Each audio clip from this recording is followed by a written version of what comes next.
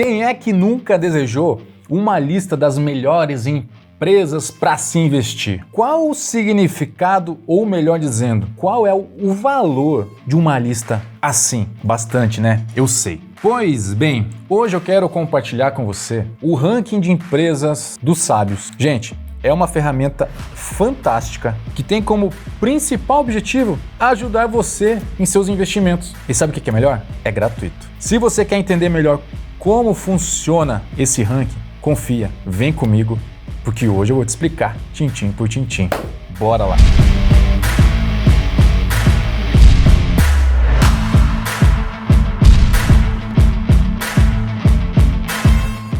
Fala investidor, fala investidora, cada vez mais sábio, cada vez mais sábia. Sejam muito bem-vindos, Paulo Manetti, criador do Sábios. Como sempre, fica o meu convite, caso você não esteja inscrito, se inscreva aqui no canal e ative o sino para não perder nenhum vídeo sobre dinheiro, riqueza e investimentos, prosperidade, assuntos correlacionados. Se você não me segue, me siga lá no Instagram, por lá temos a oportunidade de interagir de uma maneira mais sábias. E por último, a comunidade VIP dos Sábios. Pega o link aqui na descrição do vídeo. Inclusive, no último vídeo, acho que eu falei comunidade VIP do Saldo Zero. Eu ainda tô com esse conflito de identidade do antigo Saldo Zero pro novo Sábios. Mas se você quiser fazer parte da comunidade VIP, também gratuita, pegue o link aqui na descrição do vídeo. Vai lá, faça parte, interaja comigo, interaja com outros investidores. Tenho certeza que vai agregar muito para sua vida financeira e para os seus investimentos, beleza? Mas vamos lá, porque tempo é dinheiro. Primeiro, um disclaimer aqui. É preciso deixar muito bem claro um grande alerta. Este ranking não se trata, gente, não se trata de recomendação de compra, tampouco de venda. Os Sábios e o Saldo Zero não tem qualquer tipo de intenção de fazer, seja qual recomendação for para você. Não é esse o objetivo. Bom, Boni, então qual é a ideia do ranking? A ideia do ranking é de fornecer uma lista de boas empresas que mereçam um estudo mais aprofundado, Assim também como objetivo de mostrar para você empresas que o investidor facilmente poderia ficar de fora, ficar de longe, porque são empresas complicadas, empresas mais especulativas, etc. Como sempre, a única recomendação que eu posso lhe dar é estude. Sabe qual que é o maior risco de você aceitar essa recomendação? É de você se tornar um investidor cada vez mais sábio. Dito isso, recados dados, disclaimer feito, com a consciência de que você está ciente dos riscos. Para a gente compreender o ranking, é válido nós pensarmos em questões que fazem uma empresa ser boa. O que torna uma empresa boa? O que torna uma empresa, o que permite que essa empresa se destaque frente às demais? Muita gente acredita que uma empresa boa é aquela que paga altíssimos dividendos, ou então aquela empresa que tem o preço de suas ações se valorizando exponencialmente num curto espaço de tempo. Não posso negar, nós não podemos negar que estas questões nos deixam eufóricos. Quem em sã consciência ficaria triste em dobrar o seu capital num curto espaço de tempo? Ou quem ficaria triste também em receber uma bolada em dividendos? Mas é importante saber que nem sempre essas questões significam estarmos falando de boas empresas. Muitas vezes o pagamento de um alto provento pode estar ligado a questões escusas de acionistas controladores, por exemplo, ou de eventos não recorrentes. Da mesma forma, uma valorização de uma ação no melhor estilo Fast and Furious, podem estar ligadas a especulações de mercado que nem sempre se mantêm em pé para o médio e longo prazo. O que faz uma empresa realmente ser boa é o que eu chamo de pilares. E o Saldo Zero e os Sábios, aqui nós abordamos isso em 5 pilares. Então, relembrando: lucratividade e rentabilidade, controle de endividamento, crescimento e constância, governança e, por último, preço. Vou me abster de detalhar todos esses pilares, uma vez que nós já temos materiais mais do que suficientes, seja aqui no canal, um monte de vídeo eu falo desses pilares e explico também, além também lá do meu curso e do meu livro, onde sim aí eu detalho com mais profundidade todas essas questões. Mas esses pilares, eles nos dão grandes sinais se nós estamos falando de uma empresa robusta e que vale o nosso estudo para alocação de capital ou se não, se nós estamos falando de uma empresa que nós tenhamos simplesmente que ficar de fora. Entenda o seguinte, quando nós estamos falando de investimento em ações, a maneira menos arriscada, digamos assim, é nós pensarmos como donos. Ninguém gostaria de comprar uma empresa que não seja lucrativa, que gere prejuízo, que tenha problema de controle de endividamento, etc. E onde é que entra o preço da cotação e os proventos das empresas em meio a tudo isso? Isso será uma mera consequência de um negócio bem gerido. Fique com uma coisa na cabeça, ótimas empresas darão excelentes frutos para seus donos no médio e no longo prazo. Mas nem sempre uma empresa que está dando frutos no curto prazo continuará dando no médio e no longo prazo. Ok? Está entendido? Bom, sabendo de tudo isso, tendo essa compreensão maior de que o ranking não tem nada especulativo, os sábios elencou indicadores fundamentalistas que acredita serem essenciais para a vitalidade de uma empresa. Quero compartilhar com você a tela. Note que todos os indicadores da listagem dos sábios fazem parte de um dos pilares. Então, os indicadores do pilar de lucratividade e rentabilidade, os indicadores do pilar de endividamento e assim sucessivamente, tá? Dentre todos esses campos, alguns deles foram elencados para compor uma nota final da empresa, aonde eu chamo aqui como campo soma. Então, por exemplo, o ROI, ele é considerado no ranking a margem líquida, a dívida sobre o patrimônio líquido e assim sucessivamente. Eu vou passar a tela uma velocidade menor aqui para que você possa observar todos esses campos, tá? E note também o seguinte, que vários desses indicadores, nós temos o que eu chamo aqui de MED 10, MED 5. O que é MED 10? O que é MED 5? É a média dos últimos 10 anos, é a média dos últimos 5 anos. E esses campos também estão compondo as nossas somas. Por que disso? Vamos pensar o seguinte, uma empresa que foi péssima durante os últimos 5 anos, que foi péssima durante os 10 anos e que neste último ano teve um resultado extremamente satisfatório por um evento qualquer, digamos, preço das commodities. Essa empresa, que sempre foi péssima, de um ano para o outro, ela se tornou excelente? Não, ela não se tornou excelente. Então, esses pontos de ranking MED 5, MED 10, é para que o ranking possa considerar também qual é o histórico dessa empresa.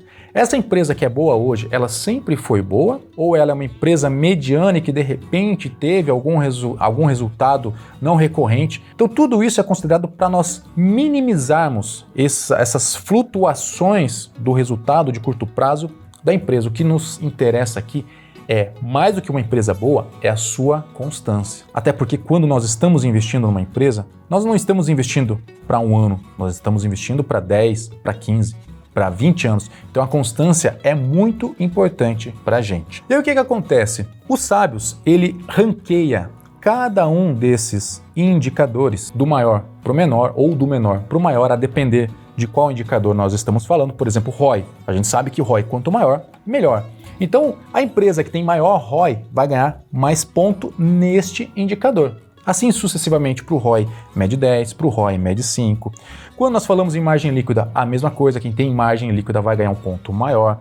Agora dívida quanto menor, melhor. Aí já é o contrário. Mas tudo isso, todos esses campos são ordenados, são dados notas pela ordem que a empresa aparece nesse ranking e ao final nós fazemos um somatório. Quem acompanha o antigo Saldo Zero há mais tempo vai se lembrar de alguns vídeos que eu fiz, a batalha de empresas, né? A ideia aqui é bastante similar, a diferença é que aqui nós somos muito mais além, com muito mais campos e alguns indicadores nós damos um peso maior. Por exemplo, eu dou um peso maior aos campos de ROI do que, por exemplo, aos campos de preço, porque para mim interessa muito mais a qualidade do que exatamente quanto a empresa está, quanto o mercado está querendo pagar no hoje. Em suma, que fique claro o seguinte, para que uma empresa esteja bem posicionada no ranking, ela precisa estar bem em todos ou praticamente todos os seus indicadores. Não adianta em nada uma empresa ter ótimo ROI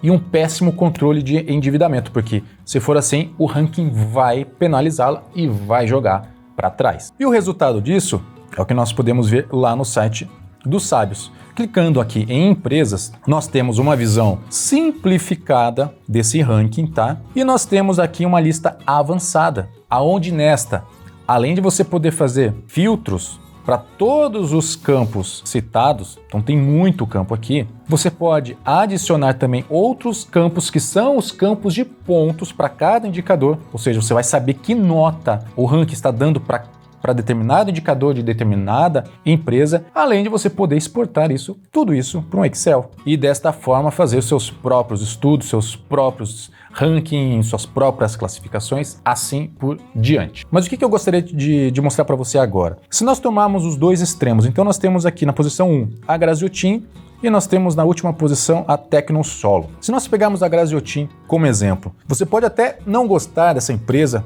por algum motivo que seja, mas eu lhe pergunto, há como nós dizermos que é uma péssima empresa? Gente, não há. Sabe por quê? Eu te digo o seguinte. Primeiro, olhemos o ROI. O ROI da empresa, desde 2012, extremamente alto e constante, acima dos pilares do saldo zero, que a gente preza por empresas com ROI acima de 10%.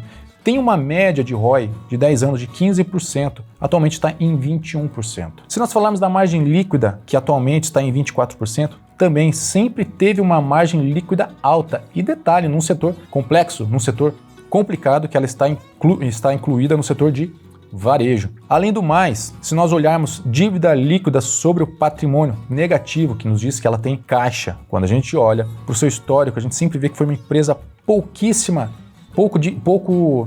endividada. Liquidez corrente, a gente preza por empresa com liquidez acima de uma vez, ao menos para ela conseguir pagar sua dívida de curto prazo. Ela tem uma liquidez de 2 vezes, ou seja, se a empresa parasse hoje as suas operações, ela tem capacidade de pagar 2 vezes a sua dívida de curto prazo. E a gente sabe que empresa que gera lucro e que tem um ótimo controle de endividamento não quebra. Isso é de hoje? Não, ela sempre teve uma liquidez corrente altíssima. Além do mais, PL, né? Muita gente fala do PL abaixo de 15. Ela tem um PL de 4 vezes. Isso é de agora? Não, ela sempre teve um PL baixo. Mesma coisa, preço sobre valor patrimonial. Você está pagando, para cada R$1 de patrimônio, está pagando 85 centavos. Uma empresa, se olhando pelo valor patrimonial, está com desconto. Além disso, para quem gosta de dividendo, é uma empresa que paga bastante dividendo, está com dividend yield de 9,87, ou seja, ela paga e ainda cresce. Ou seja, a empresa, como eu já comentei, apesar de um setor complexo, em um intervalo de 10 anos, nunca teve um ano sequer de prejuízo. Sempre lucro. Empresa que dá lucro não quebra. De 10 anos analisado, 10 com lucro. E o resultado disso, como eu sempre digo que cotação, preço de ação tende a seguir lucro e patrimônio no médio e no longo prazo, o resultado é isso aqui. Cotação em linha preta, seguindo o lucro, seguindo o patrimônio aqui no intervalo de mais de 10 anos. E agora, no outro extremo, se nós pegarmos a Tecnosolo, nós podemos dizer que é uma empresa boa para se investir? Não, gente, não podemos dizer. Por quais motivos? Vamos lá, vamos olhar o ROI também.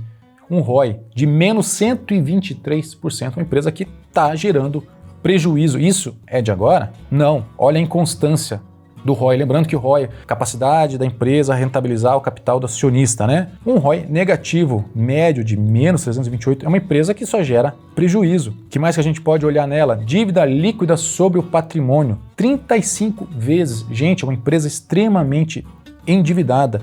Liquidez corrente, capacidade de pagar suas dívidas de curto prazo, ela não consegue honrar a sua dívida de curto prazo. É uma empresa que precisa buscar financiamento, caso contrário, ela vai ter que dar calote. E aí? Se a gente pudesse dar uma palavra para identificar a performance dessa companhia é inconstância. E o resultado de tamanha inconstância fica visivelmente claro no nosso gráfico de lucro e patrimônio.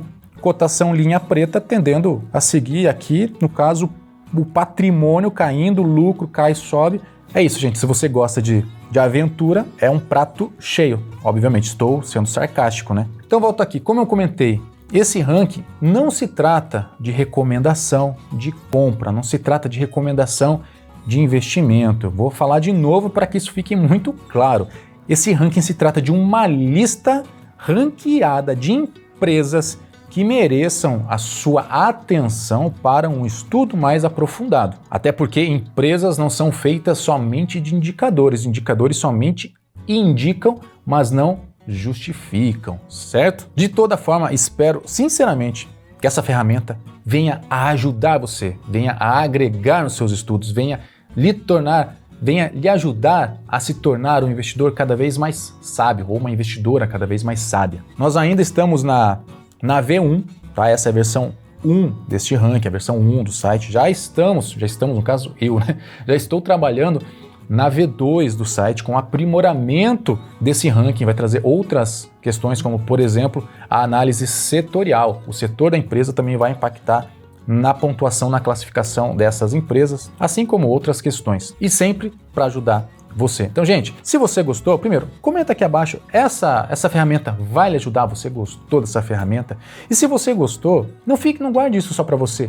Compartilhe. É a maneira que você pode retribuir todo esse trabalho que eu estou entregando aqui gratuitamente. E para aqueles que querem se aprofundar ainda mais, entender muito mais profundidade todos esses pilares, todas essas questões que eu trago aqui para os sábios, gente, como sempre, fica as playlists aqui do canal, mas também o meu livro, Montando uma Carteira de Investimentos Inteligente. E detalhe, tá? Esses dias eu estava vendo que alguém plagiou o título do meu livro lá na Amazon. Então, se você for buscar o livro lá, se atente para Montando uma Carteira de Investimentos Inteligentes do Paulo Boniati, tá bom? A Amazon já foi notificada, a editora já está notificada, mas você vai encontrar na Amazon e também nas principais livrarias. Além também do meu curso do Saldo Zero à Liberdade Financeira, que você vai encontrar lá no saldozero.com.br. Vai lá, veja se o curso faz sentido para você e aproveite que está em preço promocional, tá bom? Por fim, como sempre, sucesso e prosperidade sempre. Sou Paulo Boniati. Aquele abraço, até o próximo vídeo e tchau!